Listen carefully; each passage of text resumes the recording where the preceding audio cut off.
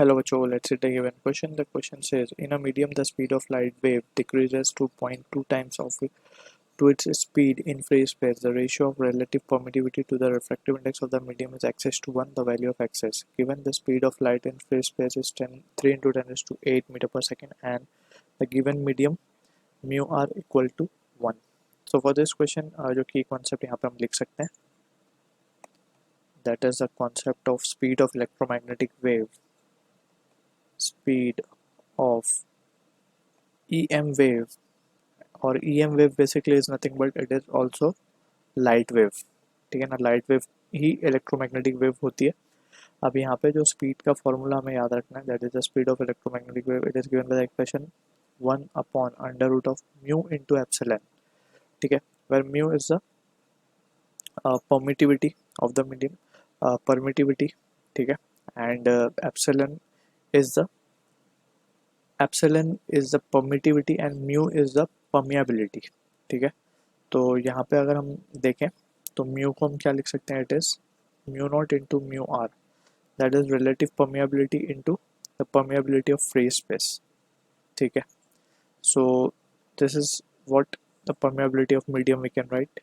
And similarly epsilon को हम लिख सकते हैं epsilon not into epsilon are.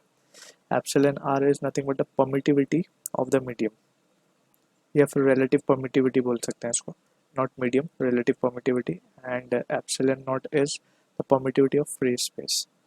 For air या फिर वैक्यूम के लिए अगर हम बात करें, और या फिर फ्री स्पेस के लिए,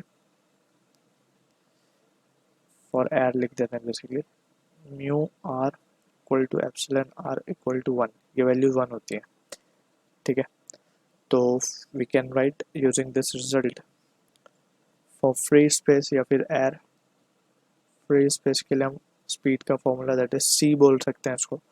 it will be 1 upon under root of mu naught epsilon not.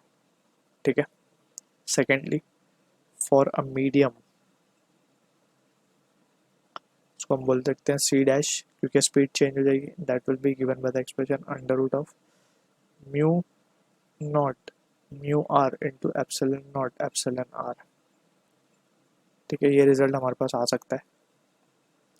अब क्वेश्चन के अकॉर्डिंग हमसे पूछा गया रेशियो चाहिए हमें रिलेटिव परमिटिविटी का, that is epsilon r to the refractive index of medium. अब हमें पता है, इसको लेट्स हम एक्सप्रेशन 1 बोल देते हैं, इसको 2 बोल देते हैं.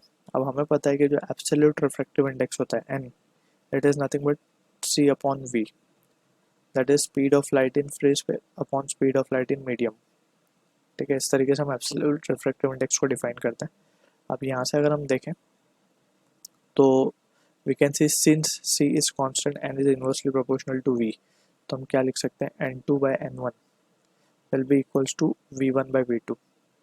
ठीक है, एंड यहाँ पे हम मान सकते हैं कि लेट्स से मीडियम 1 हमारा फ्री स्पेस है, तो हम इसको लिख देंगे c अपॉन c डैश.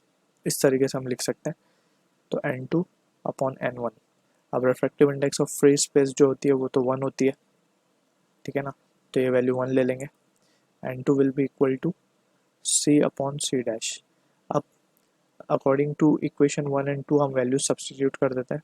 ये यहाँ पे लिख देंगे हम, या फिर डायरेक्टली हम इस तरीके से लिख देते हैं इसको. ये आ जाएगा हमारे पास mu naught mu r epsilon r divided by mu naught epsilon naught. तो ये cancel cancel cancel, so finally we can say n2, that is the medium, n2 will be equal to, this value comes out to be under root of mu r हमें given है 1, तो 1 into epsilon r divided by 1. ठीक है, तो finally अगर हम देखें तो हमें n2 का स्क्वायर करना होगा.